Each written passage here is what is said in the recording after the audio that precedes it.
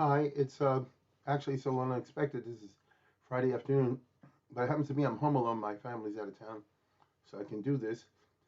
My good friend Rabbi Stephen Wall asked me to if I would do a bio of this Sforno. He must have a reason, and I actually thought I did it before, but I looked it up and I didn't. And so I'll take this opportunity to uh, to do one, a very famous figure about whom a lot is not known, or you know what I mean by that. I just want to say that this is being sponsored by Rabbi Weil and family, as he puts it in memory of his father, Rabbi Yeshua ben Yisachar Halevi, who fled the Nazis and rebuilt his family in the cattle business, not the camel business, cattle business. The German Jews, the Rinder, the cattle Jews, near Buffalo, New York, in which his family engaged in Würzburg for centuries before the war. And that's what I mean. The Jews in that part of the world, many of them were in the cattle business, horses also, and things like that. They come from such a background. There were Yiddish in the Dorfs, the village Jews, and so forth. And that's a story by itself. And so, without any further ado, we'll talk about the Sforno. First of all, it's not Sforno. When I grew up, everybody, especially my Rebbeim, all said the Sforno said this and that and the other. There's a town in Italy called Sforno. Our hero, Rabbi Obadiah of Sforno, means that his family came originally from Sforno. There's two problems with that. First of all, the famous rabbi we're talking about today, Rabbi Obadiah, the guy who wrote the Chumash commentary, uh, is not from Sforno. It's from Cesano, which is on the eastern side of Italy, if that means anything to you at all. Let's put it this way, it's like the opposite side from Rome and Florence. Uh, that's number one. And number two, well, let me say this. That doesn't mean anything. It's very common in Jewish history down till today that families may have originated in a certain place, but it has nothing to do with where they reside now. So, for example, I know people named Berlin, but they never lived in Berlin. I know Jews named London, Frankfurter, Pariser, Kovner, Warsaw. You see what I'm saying? A lot of people have their names, maybe way back when sometimes somebody in the family originated there. They're not there for a long time. So our hero is not from the town of Sforno, although that's the origin of the name. I simply say that because it's not Siporno, like it's our story. The Vavadia from Sforno. The problem with that is nobody knows where Sforno is. It's one of these little places that must have disappeared. I googled it a little while ago. See where it is these days. I thought it's not there. All you get is pizza shops. I'm serious. So what that means is that it's a small little nothing that got absorbed into a slightly bigger nothing. Very similar to the Raavad who lived in Pasquez, which doesn't exist anymore because it's been absorbed into some nearby town. And so, if you want to know where Sforno is, it's probably used to be a neighborhood, on its own, and then got absorbed by something else. But we're dealing with somebody who's an Italian Jew, uh, that's clear, and who lived in the Renaissance. Mamish in the Renaissance, uh, late 1400s and early 1500s. The usual dates are something around the line 1470, 1550, something like that. We don't have anything hard and fast. And as a matter of fact, when it comes to Sforno, there's a lot of things we don't have hard and fast. When it comes to Sforno, there are a lot of things we don't have hard and fast. Uh, that's the nature of the game. Here we have an Italian rabbi of the exact sort that we've talked about before, who was what I would call part of the Italian Haskalah. Of course, that has nothing to do with the modern term Haskalah, but rather like you had one version in Spain and another one in Italy. It was very frum. But Haskalah means it's not only Gemar, Gemar, Gemar. Moreover, our hero came from a little town, Cesena. Like I say, not far from the Adriatic. And there's no yeshiva there or anything like that. Italy in general during that period, tiny, tiny communities. Wouldn't surprise me if we grew up in a town with 10, 15 families, Jewish. Surrounded all by all these Goyim, Italian Catholics, who are pretty doggone anti-Semitic. Let me say that. They're pretty anti-Semitic. The Jews, whenever they survived, particularly in that period, and a lot of historians have written on this period, the Renaissance, the Jews were allowed in by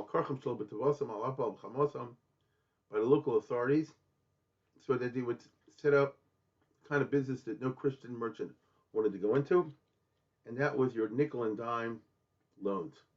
They call it banking, but it's not what we would call today banking. I saw an Italian biography once of Sforno, banchiere exegeti, a banker and a exegete, Bible mafarsh. By banker means he had a loan shop. You get it? And what it means is that the Italian Jews were the ones who were assigned the job of running a business on nickel and dimes, small loans. You see, your big guys like the Medici, they deal with government loans, rich people. So if I'm doing a job involving millions, my cut is a nice cut. If I'm dealing day to day with this guy who needs a little loan to see him over, or that one needs help with to pay the mortgage, and this guy who got himself into a little bit of a debt here till he can get himself out, and all that, it's nickel and dimes. So you need unbelievable volume to make any money. Usually didn't happen that way. So no guy wanted to go into that. They would say the Jews should take it over.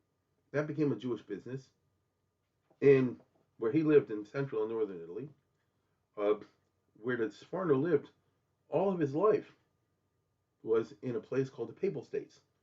I've spoken about a number of times, which of course no longer exists.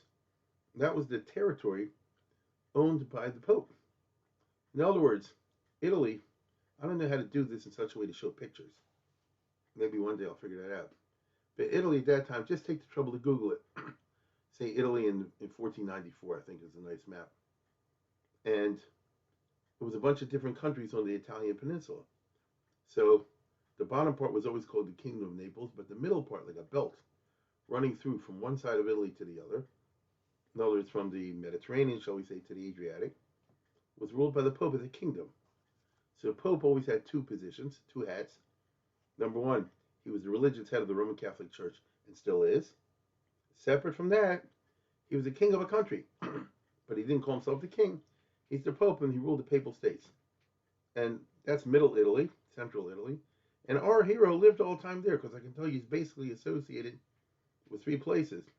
Where he was born, Cesena, then he goes to Rome, then he ends up in Bologna. And all those are part of the Papal States. So he's Italian.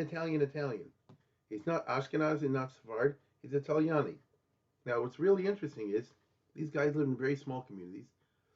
How do they keep themselves Jewish? How do they keep themselves from?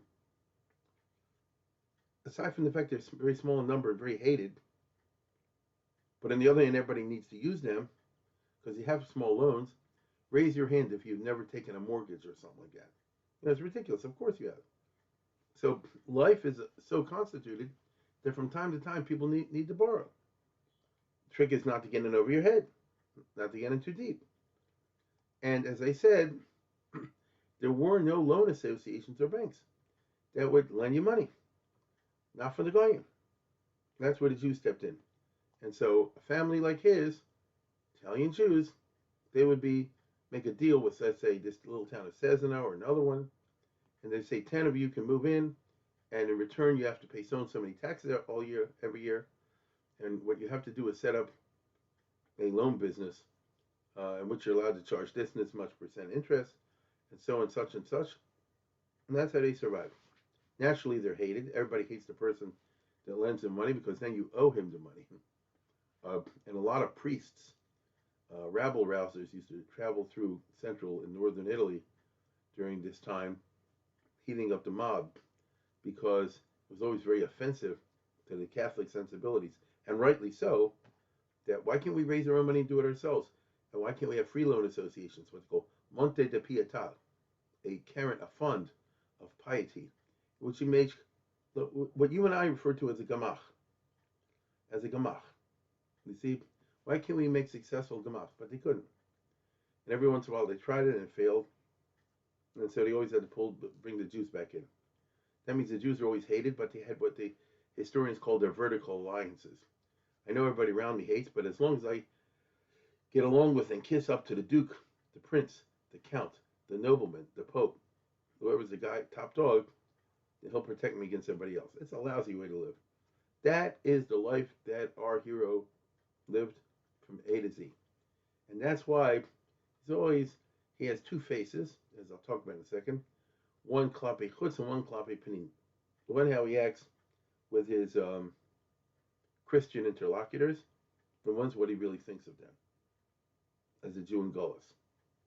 Now, here's another interesting aspect. If you have these small towns, how does somebody become learned, a Talmud Chacham? There were, in his time especially, a number of towns in northern Italy where they had important yeshivas. It's just interesting. The Jews were a very small number, but they somehow or other were able to put the money together, and you would have a yeshiva. I mean, 50 guys, 70, 80 guys, that's a lot by Italy. Okay? I don't know the exact number, but it's something like that. Mantua was a very famous place. Padua, I've spoken about before. That yeshiva, that's very important. Some other, Bologna, believe it or not, for a while. Uh, they had these. As far as we know, our hero did not do any of those. Best as I can uh, make out, the following thing happened, and it wasn't so rare in Italy. It wasn't common, it wasn't rare. Now, I'll give you an example from American uh, reality. Suppose I lived, I don't know, in Nevada, Nebraska, one of these places where aren't a lot of Jewish communities. Right? I live in a small town. Uh, how am I going to, and let's say it's years ago. Now you can do anything online. Right? I could live in Cucamonga and access the whole Shas and its 10 million shiurim online. And you're doing it this moment. Um, but that's now. What about long ago? So a boy would go off to yeshiva somewhere. If he was very lucky, maybe they would have something like that in his town or in proximity. But there are a lot of boys that didn't have that. And so, as I said before, I'm the proverbial boy in 1920, raised in the middle of Nebraska, you know, Kansas, something like that. Well, there might be a small Jewish community where I live, but how am I going to learn anything? Suppose I was to say that as a boy, I was just very interested in Jewish things, and even though I go to public school, I hooked up with my local rabbi, or chazan or shochet or something like that. Let's just say, and because I myself was personally interested, every day I made a business to learn with him for 2-3 hours, starting with Chumash, taking you the way through, eventually the Mishnayos, and eventually the Gemara, and possibly even beyond that. So you see, I didn't go to YU. I didn't go to no formal yeshiva at that time. I didn't live in New York City or Chicago. And nevertheless, I could become quite learned because I hooked up with this local rabbi who happened to be a Talmud Chacham, and he was very sound in how he taught me. That's the Sforno. He lives in a little town, not much going on there. He emerges as a significant scholar. I mean, a Talmud Chacham and Gemara and all the rest of it. Obviously, he must have met somebody. That's what it says to me. Locally, who was learned, and because he was naturally A, gifted, and B, interested in Yiddishkeit, so he took off in terms of knowledge. And that's how you had a situation where this Sforno was a big rabbi, and he will emerge as one of the biggest rabbis in Italy in the 1500s, and that's saying a lot. Right? Whenever you look in a bio, what do you call it? The Sforno, they always mention in the Shals and Shuvas, the Maran Padua, and this and the other. He was a player. How did he become a player? He never went to yeshiva. You see, it's very interesting. That's number one. Number two, and this is very Italian, at the same time that he obviously learned up a storm with some rabbi or something like that to become a Talmud Chacham, it's also clear that he must have had tutors, as many Italian Jews did, in Limudei Chol. Okay? And eventually be a doctor, an MD. So again, that's very interesting because Cesena is no big center of Italian, university life or anything like that. It's a small, it's a hick village, but it doesn't matter. All you need is one learned guide who's willing to teach you, show you the books, and if you have the Zitzfleisch, they say, and you're self-motivated, self-generated, you can do a Welt. And so, that's what happened to our hero. From this little town, he Vakstois, as they would say today, and he excelled in Limudei Kosh, Limudei Chol. I would also go on to say that being Italian, there was a Haskalah always at that time. And by that I mean that the Italian Jews, the frumest of them even, made sure that their education, their Jewish education, included Tanakh, Diktuk, Ivrit, things like that. Even some of the medieval philosophy books, not at the expense of their Frumkeit. That's what makes the Italian Haskalah so interesting. So our hero, therefore, emerges by the time he's 20, 25, something like that. A, he knows Shas pretty well, which is impressive in that era, in any era. B, he has a very good secular education, and he's on the road to doing the MCATs and eventually getting his doctorate in Ferrara, University of Ferrara. Uh, Even though I don't know how the heck what he was doing in Ferrara, which is north of where he is, not so far away. He never mentioned this in any of his biographies, but I remember that the number one modern historian of Italian Jewry during this period was Professor Robert Bonfield, Ruben Bonfield, Hebrew U. I mean, he's close to 90 now. He's Italian. He taught in Hebrew U. He published a very significant book. I mean, a bunch. One is called, here you go, Rabbis and Jewish Communities in Renaissance Italy. It's a very big classic if you're one of the egghead historians, if you're interested in this sort of thing. And for those of you that are watching this on the YouTube, check this out. Here is, one second. Here you go. Here is the Latin diploma of Sforno from the University of Ferrara. Isn't that interesting? It's all in Latin, and it says, "Damn you Jews, you're too blind to see the truth." But nevertheless, you have, you know, uh, mastered the courses, and you, Servadio, they don't call him Obadiah because Obadiah means servant of God. So in Italian, you call Servadio. Since you've got, you passed the courses, we give you an MD. So he did get his MD. Therefore, he had a business, a profession to practice, and he had smicha. I don't know where though, but nevertheless, you see, he was a major player, and I'll show you later. They have some shalos and shuvas that survived from him, but he didn't have the luck to assemble and put together his shuvas, although I'm sure he had many. And therefore, most of them were lost. He had a peculiar mazel, as you and I know, that his Chumash commentary took off. You never know what happens with somebody. They can write 20 chiburim, 20 books, let's say, and 19 to go into oblivion, and one shoots to the top. I mean, I wish it was true of you and I. Everybody wants to get one that would hit the top. So there's no question, obviously, that the Sforno, in terms of his commentary on the Chumash, hit the top, but not his other stuff. But I want you to know, and he was a big Talmud Chacham, and he had his smicha. Now, he moved to Rome. This would be in the 1490s. And he stayed there for a long time. So he's Italian Jew. Rome is not Sparta, it's not Ashkenazim, it's Italiani. Now, that means he's there in the belly button of the Renaissance. And I would say he's about 30 years in Rome, until the 1520s, which was a good time to get out of there. The period he's in Rome, in Italian history and in Jewish history, very interesting, because this is the time when I would say, in relative terms, he had the good popes. They weren't so religious. I mean, they're religious in their way, but this is the Borgia was it that when he came there, Alexander VI, the Borgia Pope, was around, and then after him, of course, came Julius II, the guy from the Michelangelo story, and after him, of course, came Leo X, the Medici, and then Clement VII, who was a Medici. These guys, if you know anything at all on the subject, I'm sure you're not too much bucky on the history of the popes. Vis-a-vis the Jews, they were as good as it got. Later on, it got worse. Okay? Some of these guys were too busy fighting wars, playing around with their girlfriends, all that kind of stuff, supporting Renaissance art, and made them more broad-minded and less interested in beating up on Jews.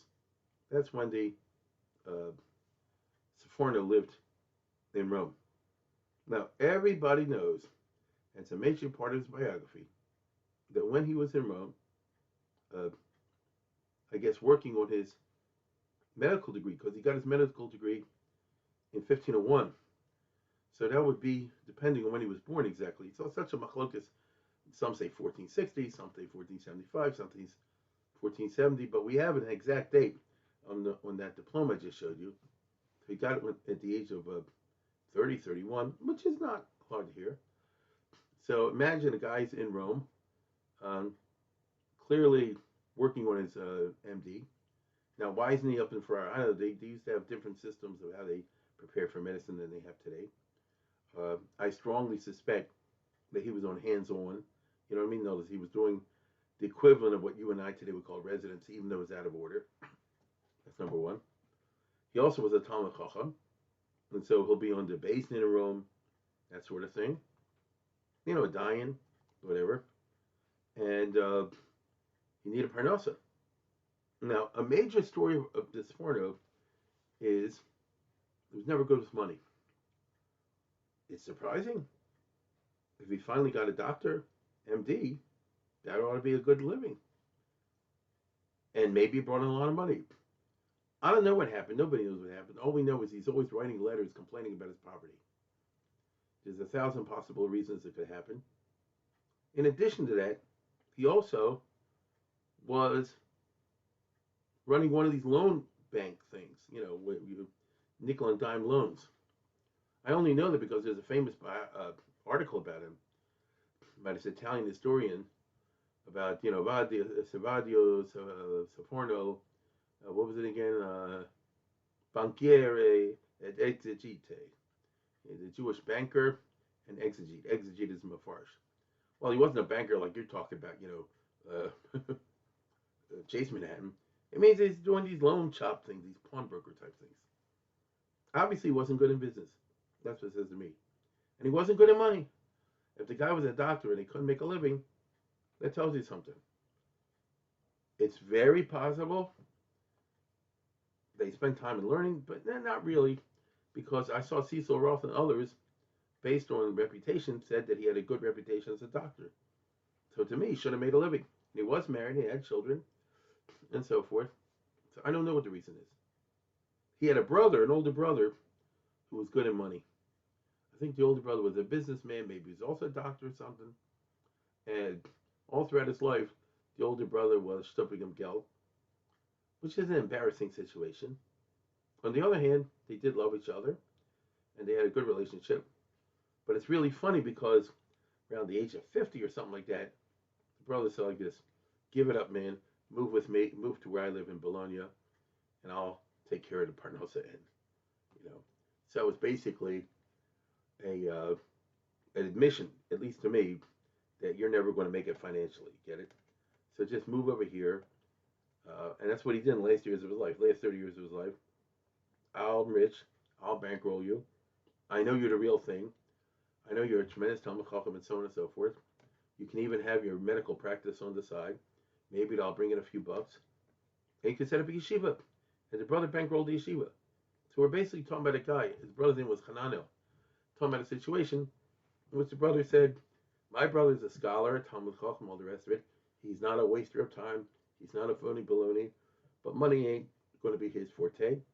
I'll cover it. But earlier in years, he spent, as I say, about 30 years or so, something like that, in Rome. And it doesn't seem that he was happy because the Roman community was always very cutthroat. Italian Jewry is notorious for quarrels and things like that. I'm not saying other Jewish communities aren't notorious for it, but the Italian Jewish communities have this quality that historians know. That small communities of 5, 10, 20, 30 families, there's big machlokes. Who are you fighting? There's nobody there. You understand? These very contentious divorce cases and arguments over Choshen Mishpat. My goodness, you know, it was like crazy. That's why, by the way, I did the other day in the podcast. Look at this Sforno on this week's Parsha, Baloscha. Shuva Yisrael, Uvenucha Yomar, Shuva Yisrael, Riva Salfa Yisrael. Shuva Riva Salfa Yisrael. Stop the quarrels, the revavos. Stop the fights from the word Riv of the Alpha Yisrael. You see? tashkit, he says, so quiet it down. Uh, so even though he's an important figure in the community, because he was a Talmud Chacham, and he did get his MD in 1501, but I don't know. Well, it doesn't seem to be so happy there. Now, every historian takes the trouble to point out that while he was in his studying for the MCATs, and for his to get his degree, which he got up north in Ferrara. So while he was doing that, he met a bunch of goyim, uh, Renaissance intellectuals. The Italian Renaissance, I can't summarize in 2, 3 words, other than to say the following. I will summarize it. It's the beginning of the modernity. The Middle Ages is defined in Christianity in a way that all culture was subsumed within from Christianity. Get it? All culture was subsumed. So once upon a time, like for example, if you lived at the time of Rashi in France, which was Christian and Catholic, there was nothing to do if you're not Christian in terms of intellectuality. There were no math books, no science books, no novels, no plays. It's boring. Unless you happen to like the New Testament, the lives of the saints, Catholic canon law, Catholic mysticism, the monasteries, all the rest of it, which is very impressive for a Catholic. I'm serious. I'm not taking away from that. But if you're Jewish like Rashi, it's boring. And therefore, the Ashkenazi Jews, as I've said many times, developed this insular tradition of turning inward. That's a fact. Now, when you get to the time of our hero, so the Renaissance means that within the Catholic world, in the 1400s, late 1400s, there started to be a very slight opening in which they said, well, it's not only the New Testament that you can be Mayan in. The Greek and the Roman stuff from long ago, that's also a legitimate area of intellectual inquiry. After all, they said, nobody's going to go and become a worshiper of Apollo or Zeus or something like that anymore. So it's safe. And consequently, there was a revival of interest in the classics, what we call the Greeks and the Romans.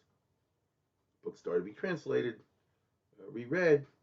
Art started to imitate the classics in their way, with great themes from Roman and Greek history, also from the Bible too.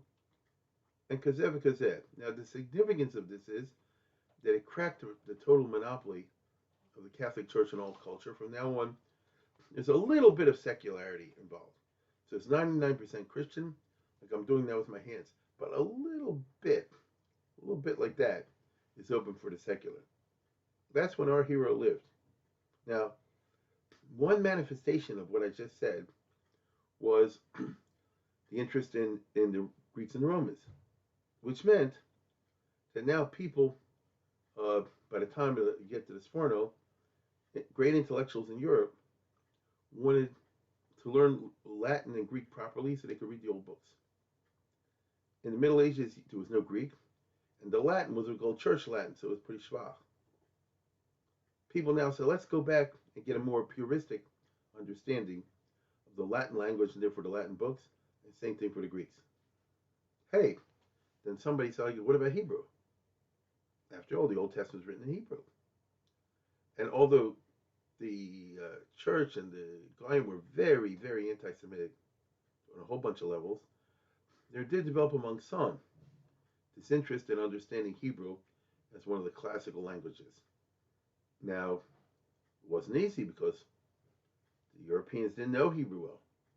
The Bible they knew from the Latin translation called the Vulgate, which goes back to Jerome in the 300s, who was not Jewish. Everybody knew from day one that the Vulgate has many mistakes. That's a double Yidua. Those even the guy knew that. But they never changed it.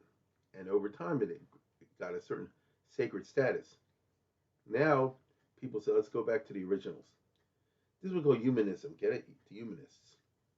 So one of the people who's completely a Catholic, a guy, and a famous figure in Germany was Johann Reuchlin, who's not a priest, but but an intellectual and a sincere Catholic. And he got interested in Greek and in Hebrew. And he wanted to teach this at university level. And he did. And he said, we have to get rid of the medieval stuff and start to understand the old world out of which our values come on its own terms, which involved understanding Hebrew. Now, if he's a German guy at that time, late 1400s, how are you going to pick up Hebrew?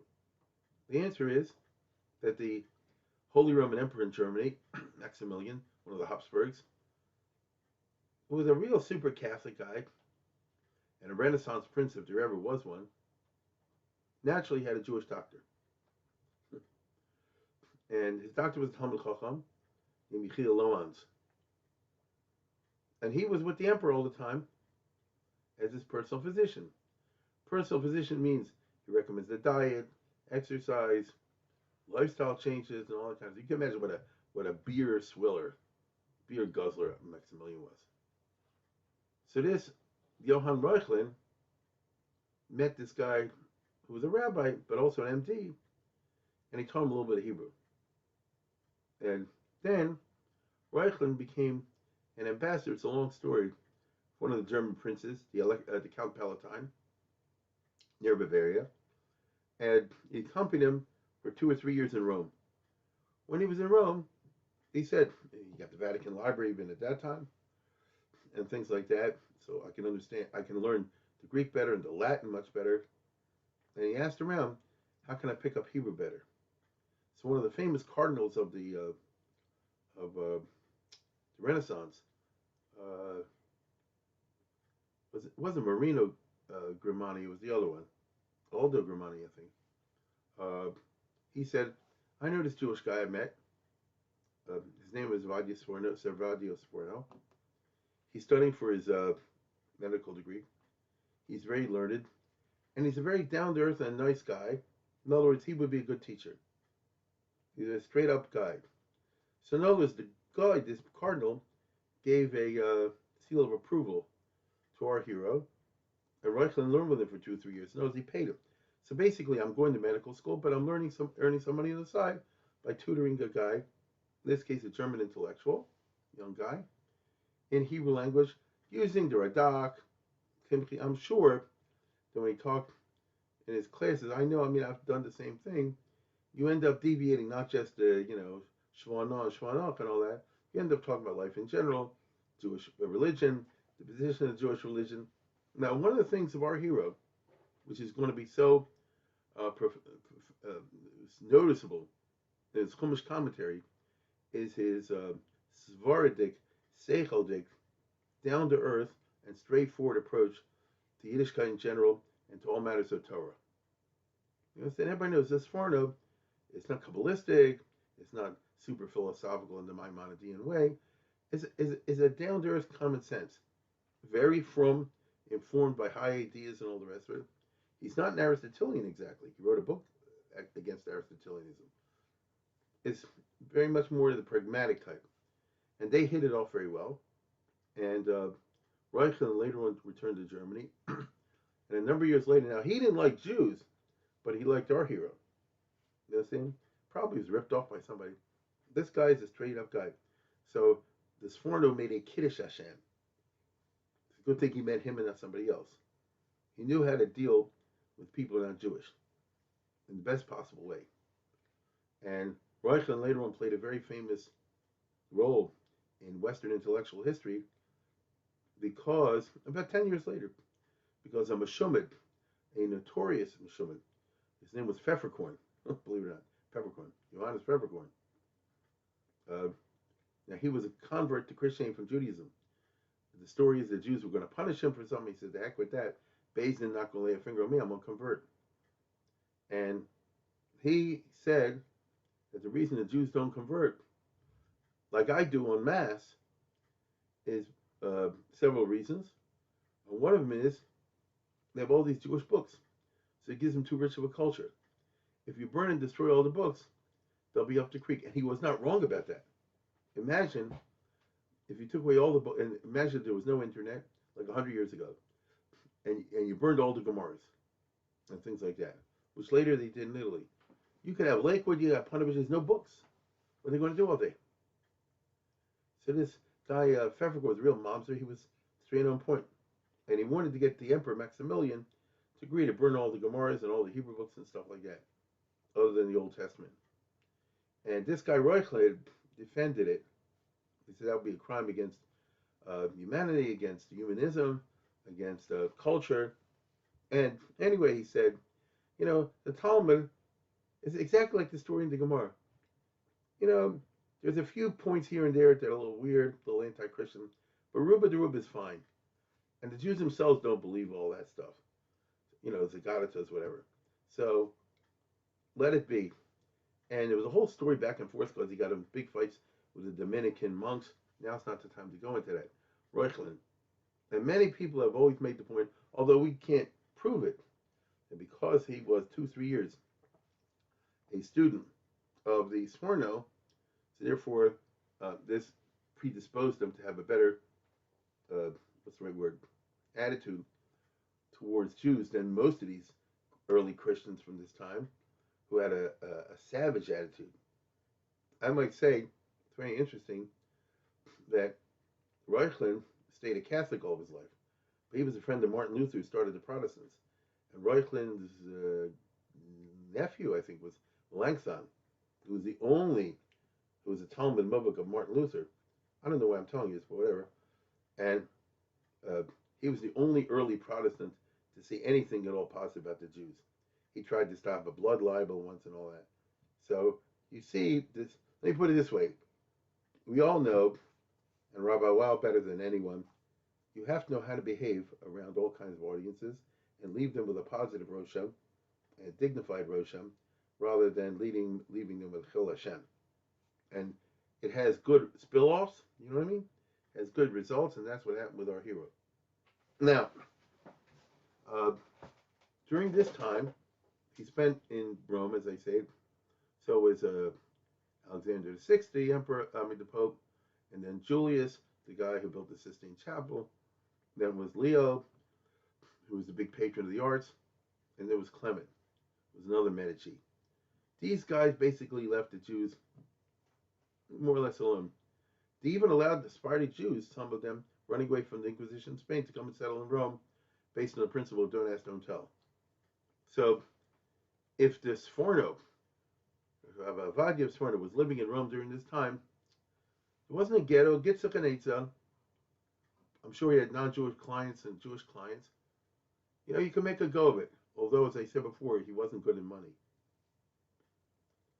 But in the 1520s, things went downhill. And again, without boring you with all the details, in the middle of 1520s, the European politics got unbelievably complicated with the new Emperor Charles V versus Francis I of France, and the Pope trying to maneuver in between them. And to make a long story short, Rome itself was burned down to the ground pretty much and sacked by an imperial army, by a Catholic army that was angry at the Pope for backing the French. I hope I haven't confused you. And so our hero is one of those people who got out of there. And I'm not 100% sure now. I've seen all kind of things from his letters, whatever. He traveled around, but he ends up in Bologna before too long. And he had to because he couldn't control the money. Wasn't good with money, as I said before. At least that's what it seems. And by his brother, he was okay. And so he settled in Bologna, which is north of Rome. It was the northernmost part of the Papal States. Very chashuva community, and a place of a leading university where Jews were allowed to go. So it wasn't only Padua, it was Bologna too, although the whole thing's going to close down after the death of Sforno because the Pope went crazy and destroyed all the Jewish stuff. But I'm talking about during his lifetime. So for those who are historians, the 1520s, 30s, 40s, he's supposed to have died around 1550, Berich. Okay?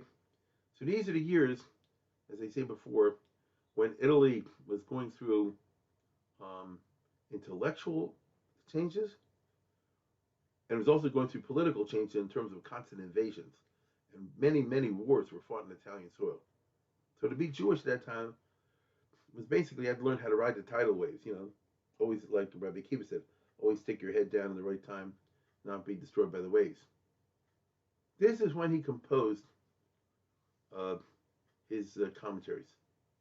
Uh, it's very interesting that the Sforno was giving shiurim in a yeshiva. He set up a yeshiva, Beis Medrash, in Bologna.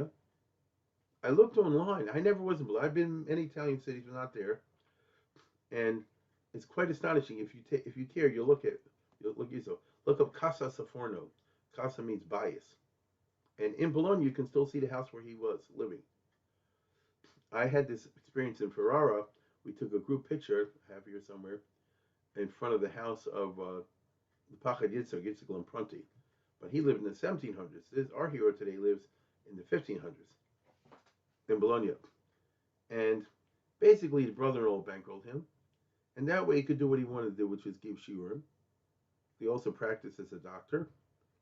And he started his literary activity. Maybe started a little bit earlier. During his lifetime, he was a big intellectual, not only in Jewish stuff, and he was interested.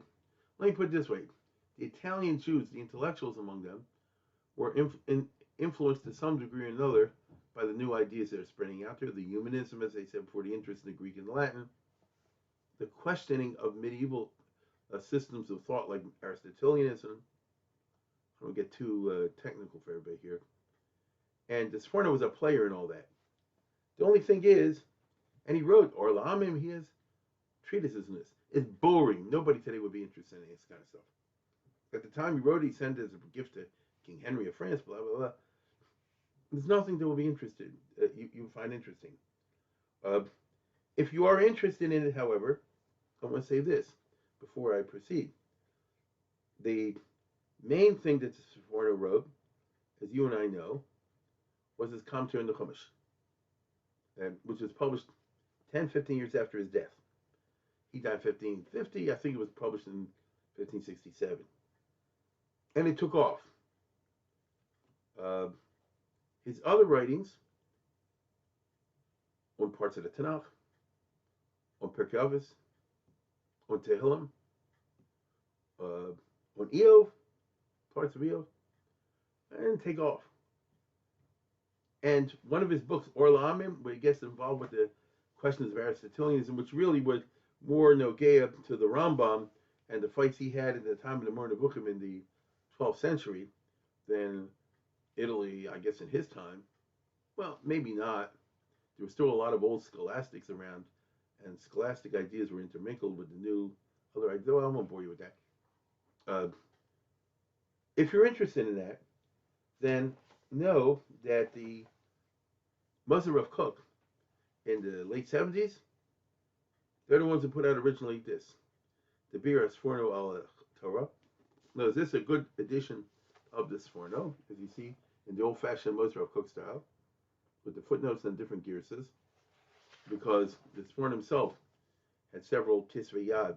He tried the first time, and then he rewrote it later on, years later. I mean, which makes sense. You know, he's always rethinking the psukim like I do. I'm not comparing, every year you'll see Parsha from a different angle. And here's the different gearses and all the rest of it. However, then they did something perhaps even more important. That is, they have something called Kisvei Sforno. You see this here? Kisvei Obadiah Sforno. And that's where they have these other treatises, if you're interested in. For example, here's the Or Amim. You understand? We're guessing all these kind of questions. Shleimus HaNefesh, Im HaShleimus HaSheni HaSichlis, Yuseg B'Koach Elokio Tivi. These kind of metaphysical questions that are completely boring to us today. Unbelievably boring to us today, in my opinion. Chakiras, Im Seder HaHefsed, V'Ivan Kadmon, Im HaYesodus Kadmonim, Im HaChomer Rishon Kadmon. We're not into Chomer Rishon today and all this kind of stuff. This is not the talk of the modern era. And here's his little stuff on Pirkei Avos or whatever. So the things, if he simply would have wrote those, he'd be a footnote in some egghead articles about Italian Jewish rabbis who were also intellectuals. There are plenty of those. However, you and I know that he was very interested in Chumash. He wrote it clearly for the average guy, not for the super eggheads. No, this is not written in the philosophical sense or anything like that. His great koyach over here was to put stuff over, as I say, straight, glatt, svaradik, seichel, and to approach the Chumash in a fresh way, and to try to find out the meaning and give explanations of everything you find in the Chumash. He worked on it, he reworked on it, he died, and then, I guess his relatives published it, and it started to have a life of its own. Why? There are many reasons.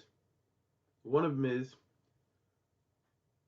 as somewhat a secular education and an Italian Haskalah education, married to his being a Talmud Chacham, he knew how to write very well, because you learned rhetoric and writing and logic in your secular education, and he had the Torah knowledge to back it up, and he was a very sincere and firm guy, and he knew that average Balabatim in the shuls have issues, understanding this story, that story, and just to give him the Rashi way or the Ramban way was for some, for many, and he wanted to put it over in a way that would be common sense and Sephardic, especially people in his generation.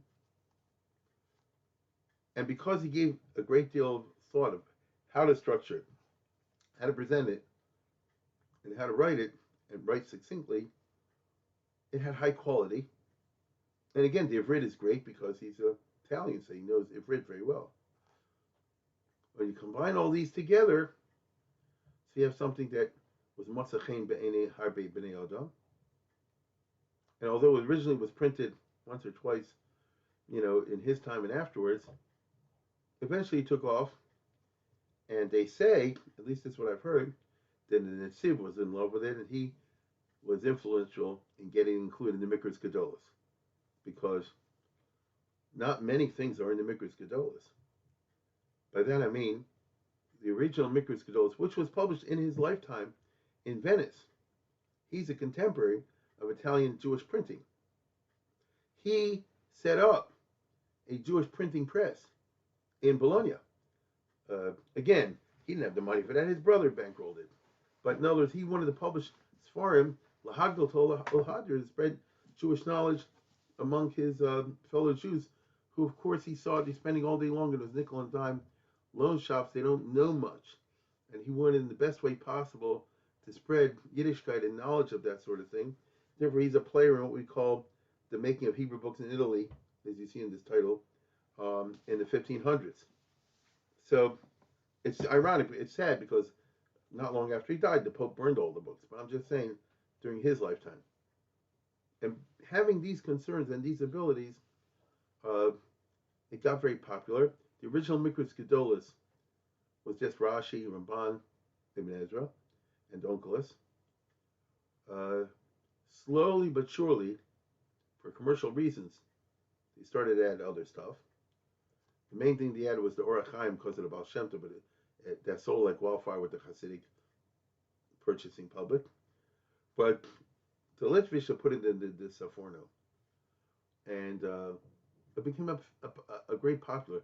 I don't know if it's popular among the Hasidim. I get the impression not, but I could be wrong about that. But non-Hasidim, the what I'll call the Litvish and the Yakis and so on, they always like this Sforno. Because it's very chaste. As they say, it's a pleasure to read. It's written very clearly, and pretty darn clearly, and it's not long. Okay, so a Sforno, you can knock off a Sforno.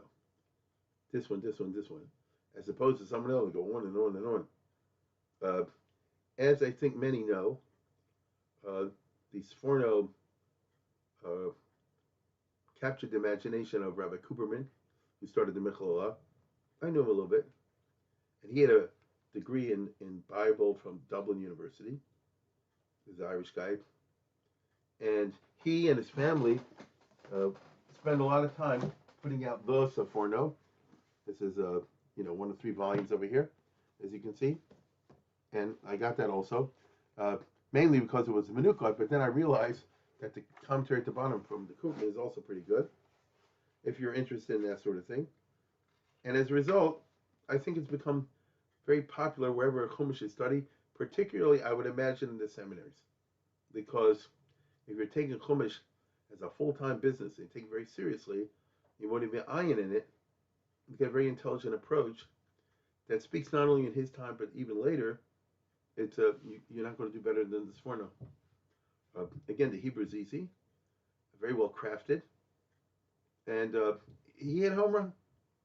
So it is interesting, as I said before, that he does have Shalos and Chuvas, and he does have commentaries, which is in this, if you're interested in this Sefer, the Kisvei Sforno, and he has stuff on Hilchus Gittin and this and that and the other, and even some drashas, but none of that, those are ephemera. Those will never be known except to somebody who was assigned the job of writing a bio, for his class assignment or something like that.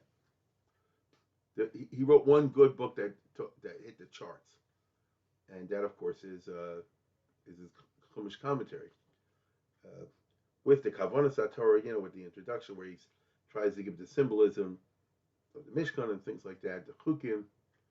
You can see clearly he's addressing the Balabat, the intelligent Balabat of his generation who lives in Italy, right? Who has questions about the meaning of a lot of this stuff. It's interesting, if you know who Sforno is, they tries to say, how's it go? The Aura represents the Talmud Chacham. The wood is the body. It has to be biased bechutz with resolved with gold. The Talmud Chacham has to be Tochu Kabara and all that sort of business. He knew how to weave together, I would say, homiletics into the meaning of the Torah, but not in an overly saccharine way. At least that's the impression it makes on me, and I would say most of the contemporaries.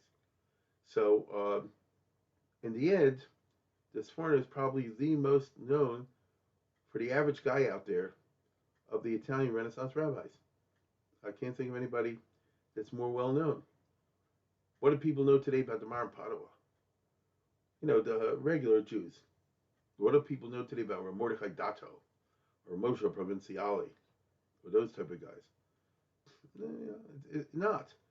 If you're in Shalos and Shuvas or whatever, the Sforno everybody knows. It's interesting, right? The Sforno everybody knows. So he hit the home run for Italian Jewry in the broad Jewish public, and mainly because of the quality of his work. Because as I said before, nobody knows much about him himself, and his life, is not that much to write about.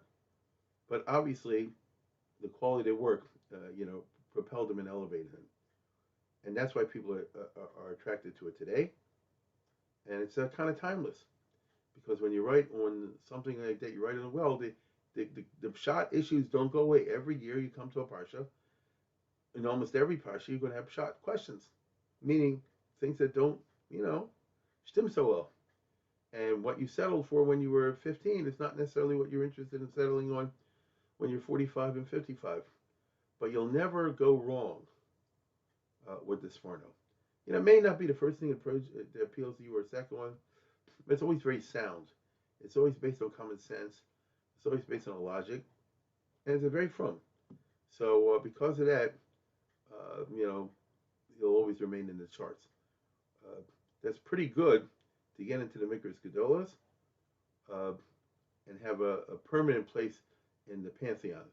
As I said, the other stuff he wrote, which is more intellectual, is so out of date that no one will be interested in. The questions about Aristotelianism and the cosmology and all that is from the world of has-been. The world of the Torah commentary is never has been if you do it right. Intellectual trends come and go. Commentary on the Chumash, if it's done well, never comes and goes. It's always relevant. Anyway, that's what I don't want to say. And with that, I want to thank Rabbi Weil and wish everybody good Shabbos on my end. I got to get ready over here. And that's it. Shabbat Shalom.